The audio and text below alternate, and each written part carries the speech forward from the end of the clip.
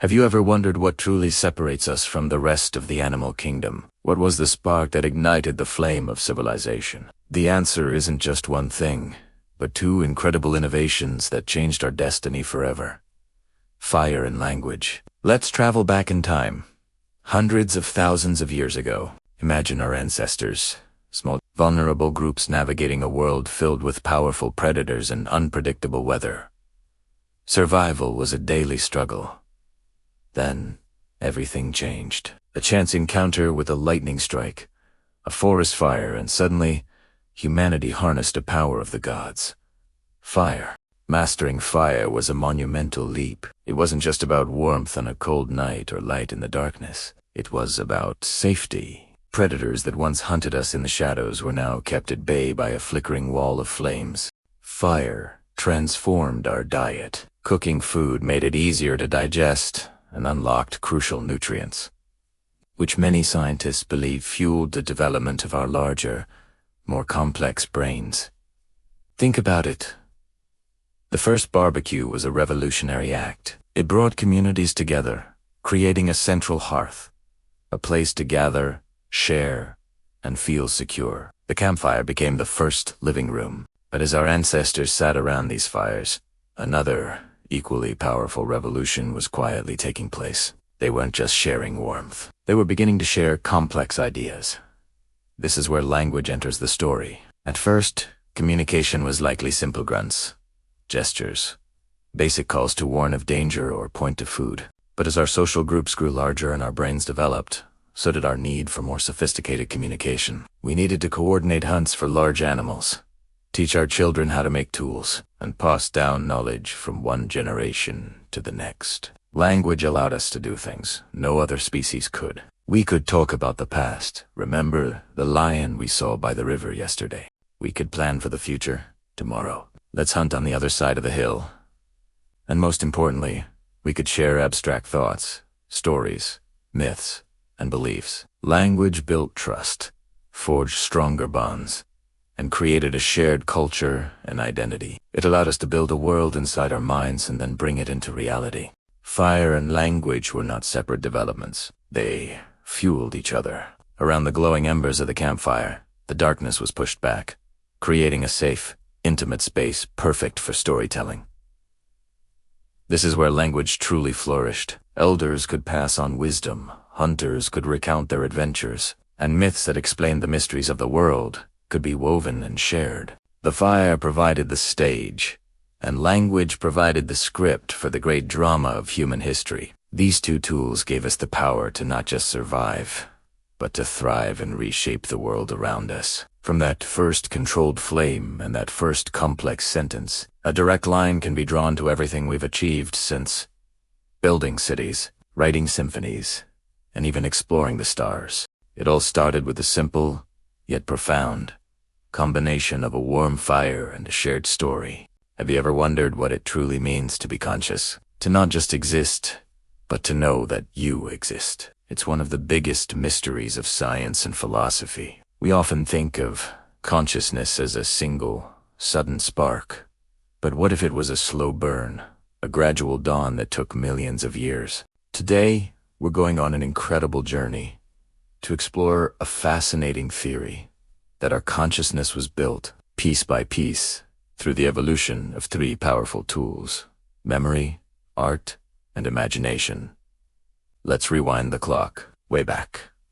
Before language, before cities, before even complex tools, our early ancestors were living in the moment, driven by instinct. Survival was a full-time job.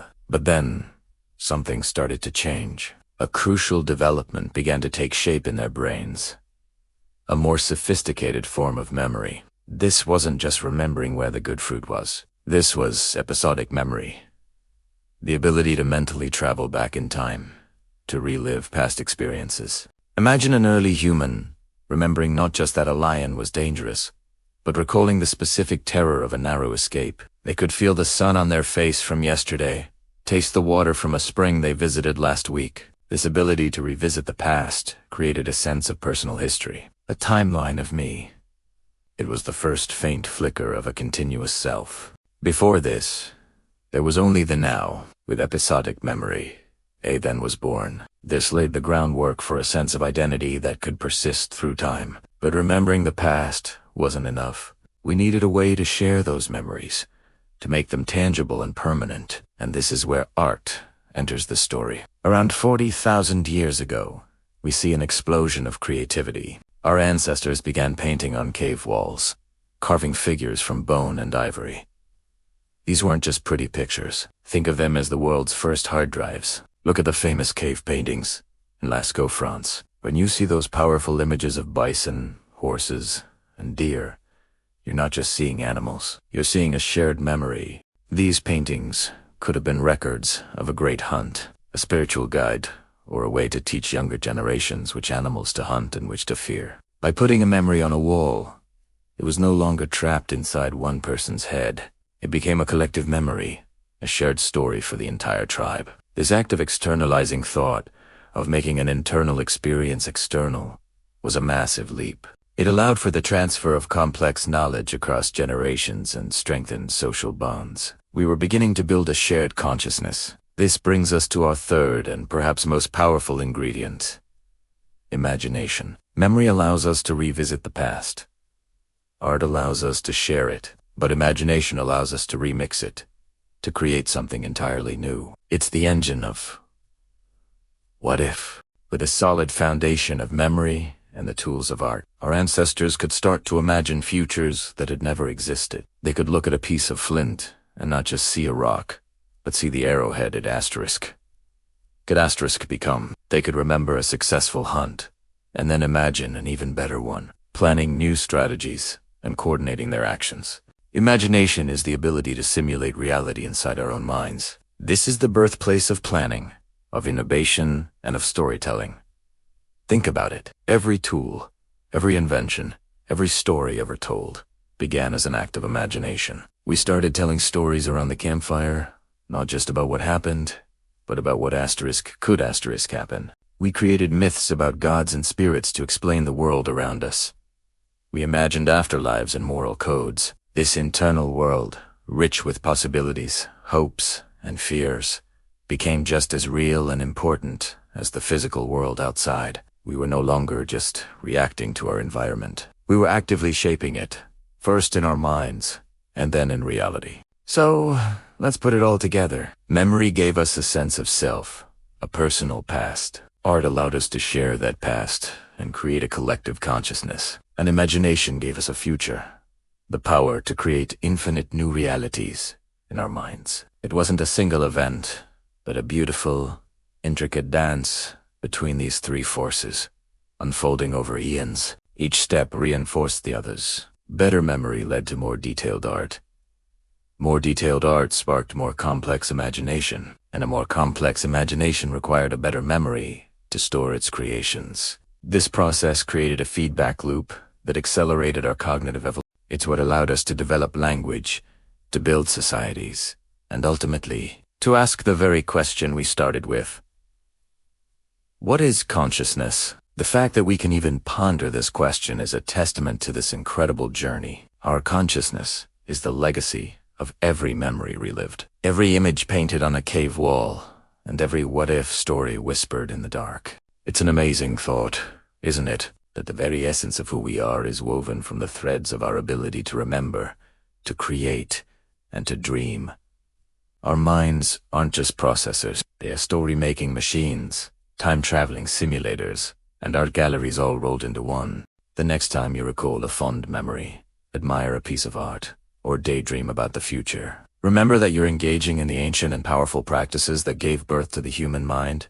Have you ever stood in a bustling city, looked up at the towering skyscrapers, and just wondered, how did we get here? From small, scattered bands of hunter-gatherers to a globally connected species of billions, capable of creating art, science, and civilizations that span continents. It's a journey that seems almost impossible, a story of epic proportions. The answer, as it turns out, isn't found in a single great leader or a monumental invention. Instead, it is woven from two of the most fundamental threads of our human nature: our innate curiosity and our incredible capacity for cooperation. This isn't just a history lesson, it's the story of us. It's the story of how asking what if and saying let's do it together built the world we live in today. Let's unravel this incredible tale. Imagine winding the clock back tens of thousands of years. The world is a vast, untamed wilderness. Our ancestors are not the dominant force they are today. They are vulnerable, living in small groups. Their survival hanging by a thread each and every day. In this world, a lone human is a target. But a group is a force. This is where the first pillar of civilization takes root. Cooperation. Early humans learned that by working together, they could achieve what was impossible alone. Hunting a massive mammoth wasn't a job for one person, but for a coordinated team. It meant food and resources for the entire community for weeks. Sharing knowledge about which plants were safe to eat and which were poisonous wasn't just helpful. It was a matter of life and death, a shared database of survival passed down through generations. This cooperation wasn't just about hunting and gathering. It was about defense, about raising children, about creating the very first social safety nets. If someone was sick or injured, the group could care for them. This simple act of communal support is a profound evolutionary advantage. It meant experienced elders could survive longer, becoming living libraries of wisdom and experience. It meant children had a safer environment to grow and learn. This is the essence of community. The understanding that we are stronger together than we are apart. This instinct to help, to share, and to work towards a common goal is hardwired into our DNA.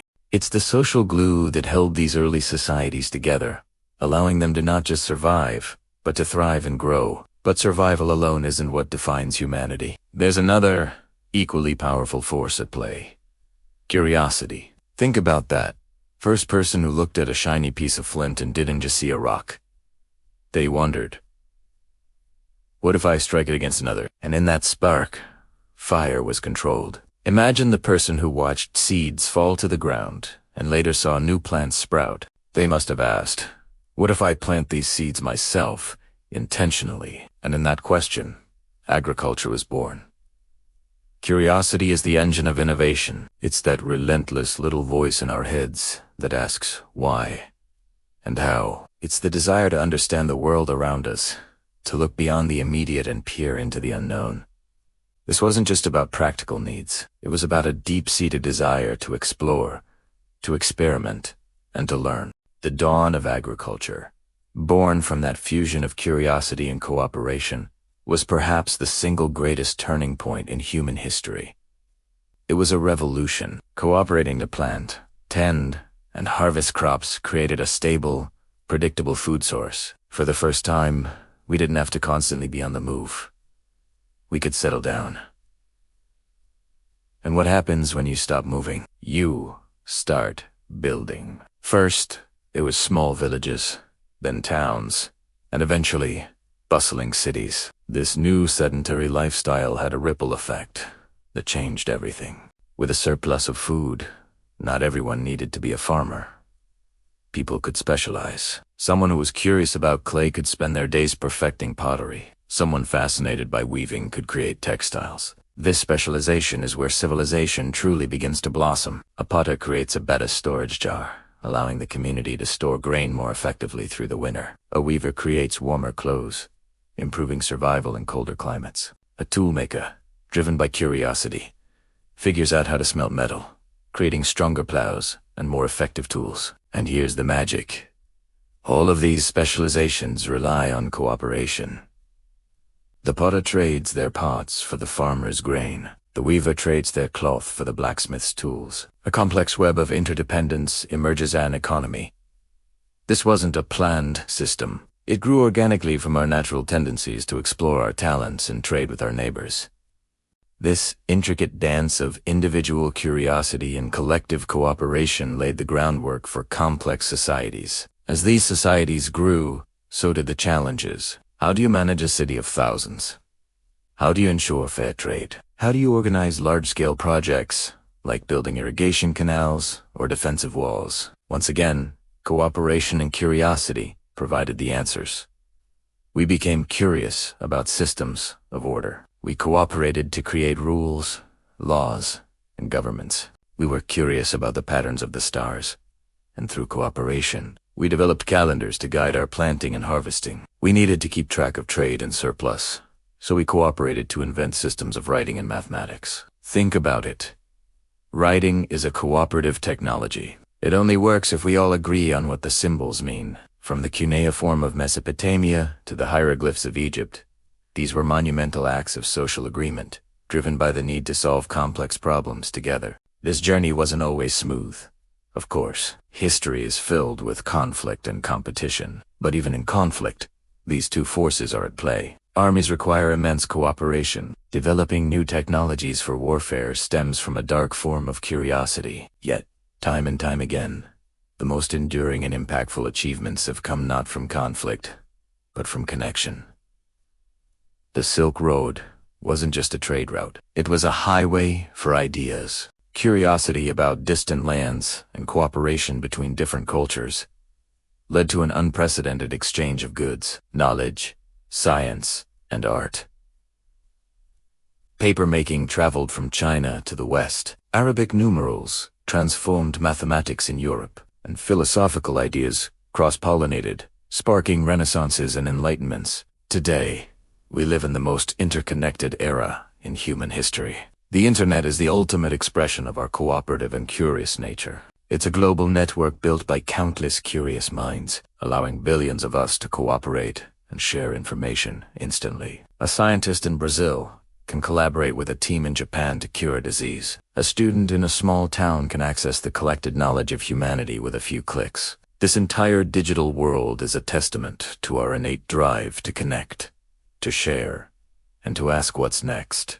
Every great project, from the International Space Station, symbol of global cooperation floating above Ustu, the open-source software that powers our world, is built on these same ancient principles. So, the next time you marvel at a piece of technology, appreciate a work of art, or simply enjoy the complex society that supports your daily life, take a moment to recognize the two powerful forces that made it all possible.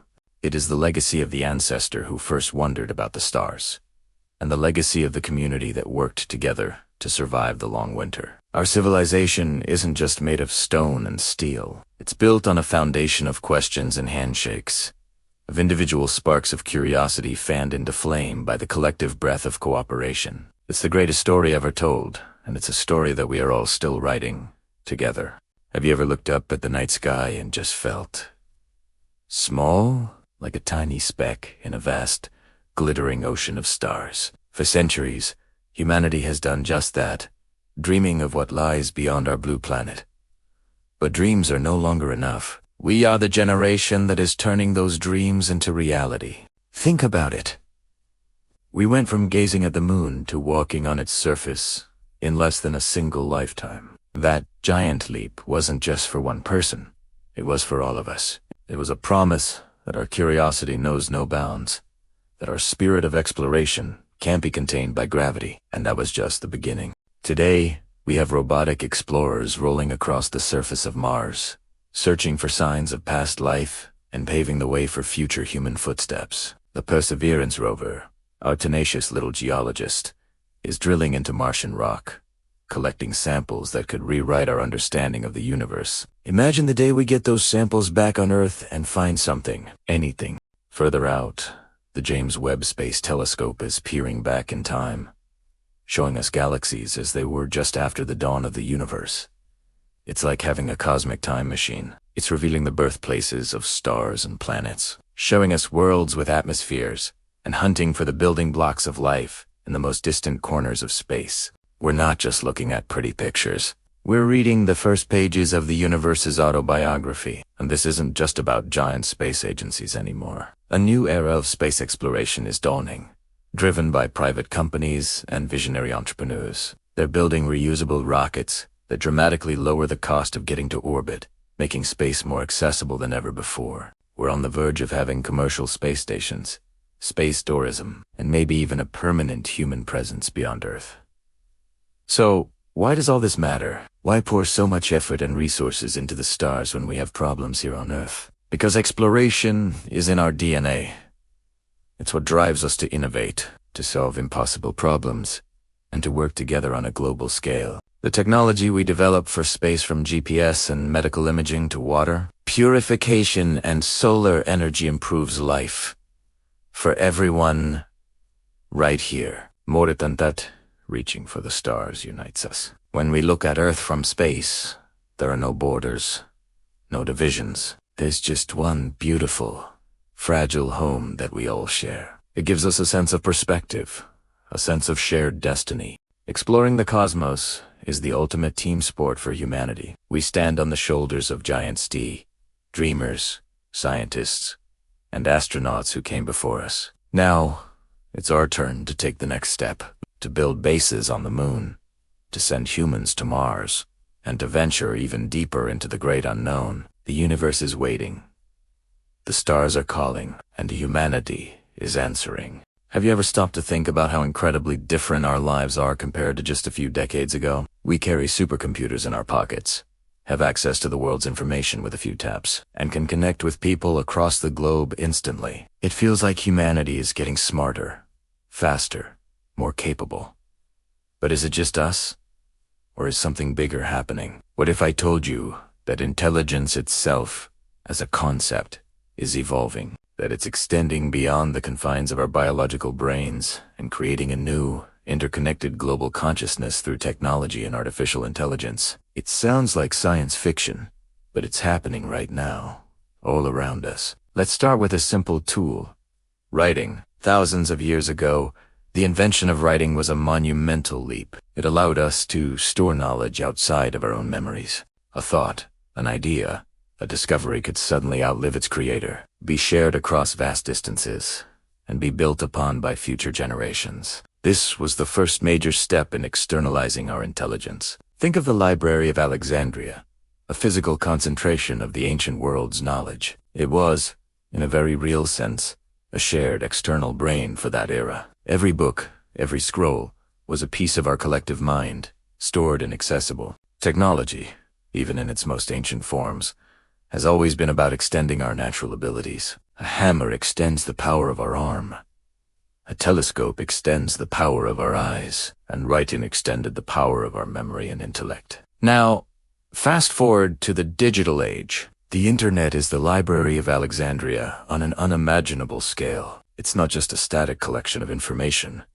It's a dynamic, living network. Every time you search on Google, you're not just recalling a fact you learned in school. You are tapping into a global repository of knowledge, an external memory that is constantly being updated by billions of people. This collective intelligence allows a high school student in a small town to access the same research papers as a professor at a top university. It allows a startup founder in a developing country to learn from the successes and failures of Silicon Valley giants. We've moved from individual intelligence to a networked intelligence, where the whole is vastly greater than the sum of its parts. Your smartphone isn't just a device.